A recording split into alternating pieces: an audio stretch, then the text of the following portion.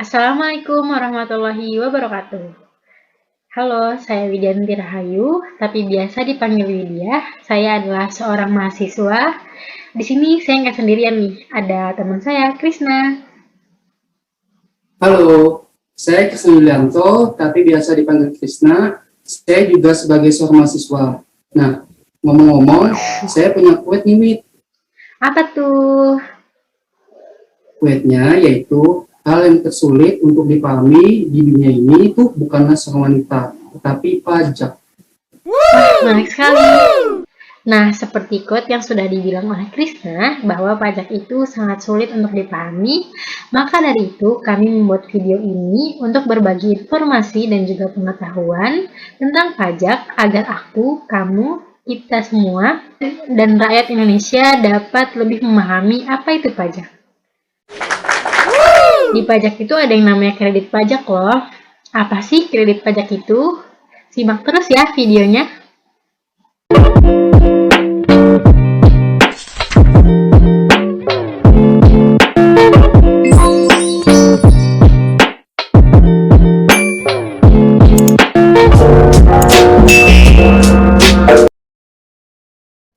Kredit pajak berdasarkan pasal 28 UU PPH, kredit pajak merupakan jumlah pajak yang sudah dibayar atau sudah terhitung oleh wajib pajak di awal periode pajak. Dengan kata lain, kredit pajak adalah akumulasi dari pajak yang diambil oleh pihak lain dan sudah dikurangi dengan pajak terutang. Kemudian, jenis-jenis kredit pajak berdasarkan pasal 28 UU PPH yaitu ada pajak penghasilan pasal 21, ada pajak penghasilan pasal 22, ada pajak penghasilan pasal 23, ada pajak penghasilan pasal 24, ada pajak penghasilan pasal 25, dan pajak penghasilan pasal 26. Kemudian pajak penghasilan pasal 21 yaitu merupakan pajak atas penghasilan berupa gaji, upah, honorarium, tunjangan, dan pembayaran lain dengan nama dan dalam bentuk apapun sehubungan dengan pekerjaan atau jabatan, jasa, serta kegiatan yang dilakukan oleh orang pribadi subjek pajak dalam negeri. Subjek pajak PPH pasal 21 dikenakan pada wajib pajak orang pribadi yang menerima penghasilan seperti gaji, upah, honorarium, tunjangan, dan pembayaran lainnya. Kategori subjek pajak yang dikenakan PPH pasal 21 ini seperti pegawai, bukan pegawai, penerima pensiun maupun pesangon, anggota Dewan Komisaris, ataupun mantan pekerja dan peserta kegiatan. Objek PPH pasal 21 yaitu antara lain yang pertama, penghasilan yang diterima atau diperoleh pegawai tetap, baik berupa penghasilan yang teratur maupun yang tidak teratur. Lalu yang kedua, penghasilan yang diterima atau diperoleh penerima industri secara teratur berupa uang industri ataupun penghasilan sejenisnya. Kemudian yang ketiga, penghasilan sehubungan dengan pemutusan hubungan kerja dan penghasilan sehubungan dengan industri yang diterima secara sekaligus berupa uang pesangon, uang manfaat industri, ataupun tunjangan hari tua. Yang keempat, penghasilan pegawai tidak tetap atau tenaga kerja lapas berupa upah harian, upah mingguan, upah satuan, upah industri, ataupun upah yang dibayarkan secara bulanan. Yang kelima, imbalan kepada bukan pegawai, antara lain berupa honorarium, komisi, fee, dan imbalan sejenisnya dengan nama dan dalam bentuk apapun sebagai imbalan sehubungan dengan pekerjaan, jasa, dan kegiatan yang dilakukan oleh pegawai. Yang keenam, imbalan kepada peserta kegiatan antara lain berupa uang saku, uang representasi, uang rapat, uang honorarium, hadiah, ataupun penghargaan dengan nama dan dalam bentuk apapun, serta imbalan sejenisnya dengan nama apapun. Selanjutnya, pajak penghasilan pasal 22, yaitu merupakan pajak penghasilan yang dikenakan kepada badan-badan usaha tertentu, baik milik pemerintah maupun swasta, yang melakukan kegiatan perdagangan, yaitu berupa ekspor, impor, ataupun reimpor.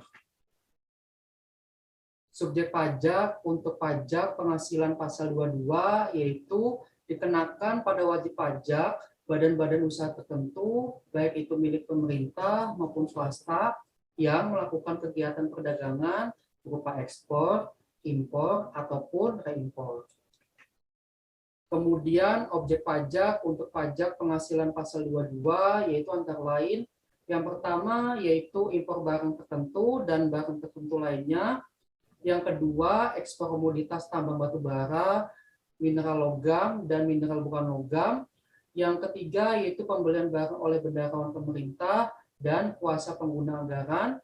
Yang keempat itu penjualan bahan bakar minyak, bahan bakar gas, dan pelumas oleh produsen ataupun importir bahan bakar minyak, bahan bakar gas, dan pelumas. Kemudian yang kelima itu penjualan hasil produksi kepada distributor di dalam negeri oleh badan usaha yang bergerak di bidang usaha industri semen, industri kertas, industri baja, industri otomotif, maupun industri farmasi. Yang keenam, penjualan kendaraan bermotor di dalam negeri oleh agen tunggal pemegang merek dengan disingkat ATPM ataupun agen pemegang merek dengan disingkat APM dan importir umum kendaraan bermotor. Kemudian yang ketujuh itu pembelian bahan untuk keperluan industri ataupun ekspor untuk bidang kehutanan, perkebunan, pertanian, peternakan, serta perikanan. Yang kedelapan, pembelian batu bara, mineral logam maupun mineral bukan logam. Yang kesembilan, penjualan emas batangan untuk di dalam negeri. Yang kesepuluh itu penjualan barang yang tergolong sangat mewah. Pajak penghasilan pasal 23 yaitu merupakan pajak penghasilan yang dikenakan atas modal, penyerahan jasa, ataupun hadiah dan penghargaan selain yang telah dipotong pada pajak penghasilan pasal 21. Untuk subjek pajak penghasilan pasal 23 yaitu wajib pajak dalam negeri serta BUT. Kemudian untuk objek pajak penghasilan pasal 23 yaitu antara lain yang pertama itu ada bunga, yang kedua itu ada royalti, yang ketiga itu ada hadiah, penghargaan ataupun bonus, dan yang keempat itu ada dividen, dan yang kelima itu ada sewa maupun jasa. Selanjutnya PPh pasal 24. Nah, PPh pasal 24 ini adalah peraturan yang mengatur hak wajib pajak untuk memanfaatkan kredit pajak di luar negeri untuk mengurangi nilai pajak terhutang yang dimiliki di Indonesia. Sehingga jumlah pajak yang harus dibayar di Indonesia dapat dikurangi dengan jumlah pajak yang telah mereka bayar di luar negeri, asalkan nilai kredit pajak di luar negeri tidak melebihi hutang pajak yang ingin dibayar di Indonesia. Selanjutnya, objek PPh pasal 24. Objek pajak penghasilan jenis PPh pasal 24 ini dikenakan atas yang pertama, penghasilan dari saham dan sekuritas lainnya, serta keuntungan dari pengalihan saham dan sekuritas lainnya. Lalu ada penghasilan berupa bunga, royalti, dan juga sewa sehubungan dengan penggunaan harta bergerak.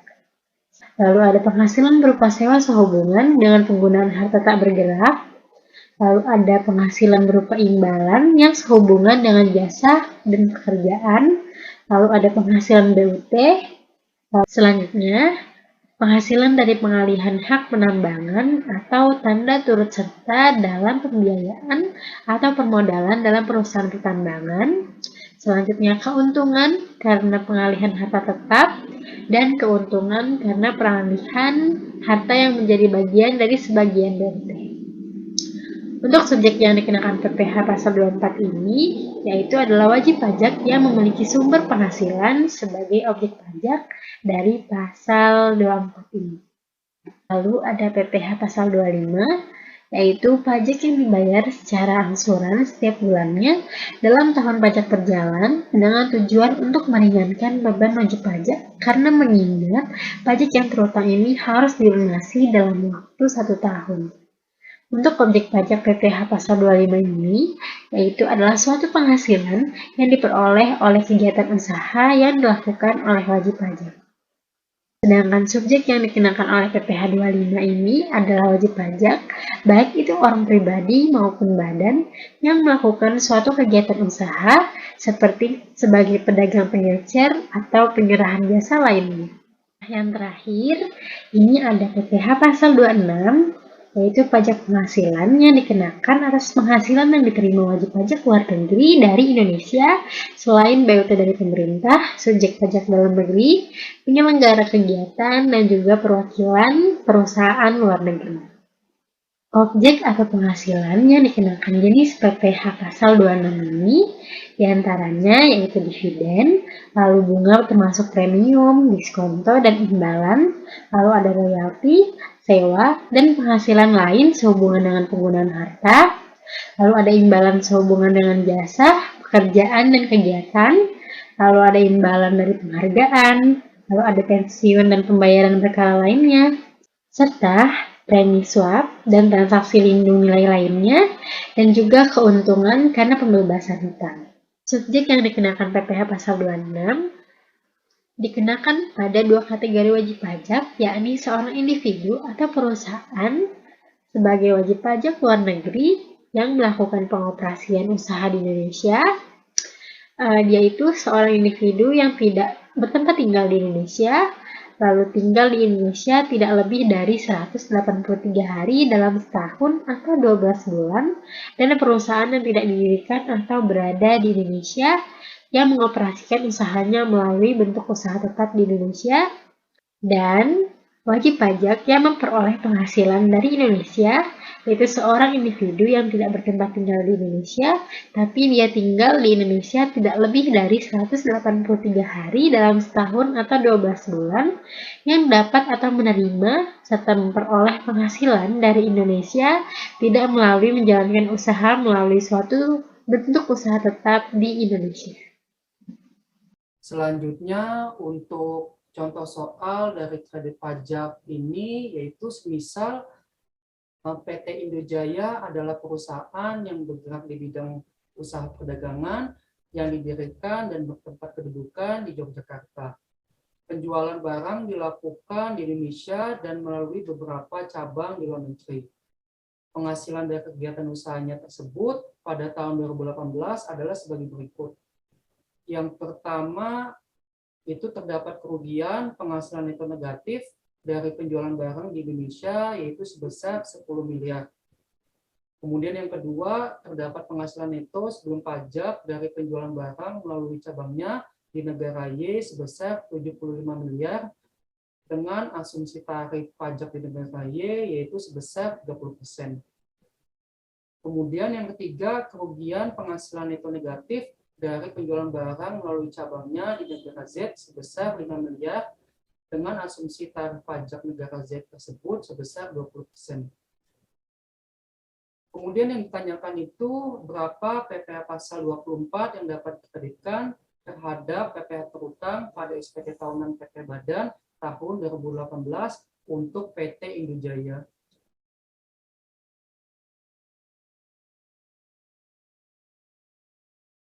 Kemudian untuk menjawab contoh ilustrasi pada PT Indojaya ini yaitu rincian jawabannya sebagai berikut. Di soal diketahui bahwa terdapat kerugian penghasilan neto negatif dari penjualan barang di Indonesia yaitu sebesar 10 miliar. Maka langsung aja dicatat untuk kerugian dalam negeri yaitu sebesar minus 10 miliar. Kemudian diketahui pula untuk penghasilan neto sebelum pajak dari penjualan barang melalui cabang di negara Y sebesar 75 miliar. Maka langsung aja kita catat untuk penghasilan neto di negara Y yaitu sebesar 75 miliar. Kemudian terdapat kerugian penghasilan neto negatif dari penjualan barang melalui cabang di negara Z sebesar 5 miliar. Karena kerugian tersebut terjadi di luar Indonesia, maka kerugian tersebut tidak dimasukkan dalam penghitungan untuk pengkreditan pajak. Maka langsung aja kita catat untuk kerugian dari negara Z sebesar 0 rupiah. Kemudian untuk jumlah penghasilan neto yaitu langsung aja dijumlah minus 10 miliar ditambah 75 miliar ditambah 0 rupiah, yaitu untuk jumlah penghasilan netonya yaitu totalnya 65 miliar. Kemudian untuk PPh terutangnya itu menggunakan tarif 25%. Kenapa menggunakan tarif 25%? Karena pada ilustrasi tersebut diketahui bahwa penghasilan untuk PT Indojaya terjadi pada tahun 2018, yang artinya sebelum UU Cipta Kerja disahkan. Jadi masih menggunakan tarif PPh badan sebesar tarif 25%. Itu langsung aja untuk PPh terutangnya jadi 25% dikali 65 miliar. Maka hasilnya 16 miliar 250 juta ribu rupiah. Kemudian untuk kredit pajak luar negeri yaitu untuk bagian A PPh dibayar atau terutang di negara Y dengan tarif 30%. Kenapa 30%? Karena di dalam soal tercantum tarif pajak di negara Y sebesar 30%. Jadi langsung aja untuk PPh dibayar atau terutang di negara Y yaitu 30% dikali 75 miliar, yaitu hasil totalnya sebesar 22 miliar 500 juta ribu rupiah. Kemudian untuk bagian B, PPh terutang dikalikan dengan penghasilan neto negara Y dibagi total penghasilan neto. Jadi 16 miliar 250 juta dikalikan dengan 75 miliar dan dibagi dengan 65 miliar. Sehingga total hasilnya sebesar 18 miliar 750 juta ribu rupiah. Kemudian untuk bagian C, PPh pasal 24 memilih jumlah total PPh yang terkecil antara bagian A dengan bagian B untuk kredit pajak luar negeri. Karena 18 miliar 750 juta ribu rupiah lebih kecil dibanding dengan 22 miliar 500 juta ribu rupiah, maka untuk PPh pasal 24 yang dapat dikreditkan oleh PT Indojaya yaitu sebesar 18 miliar 750 juta ribu rupiah.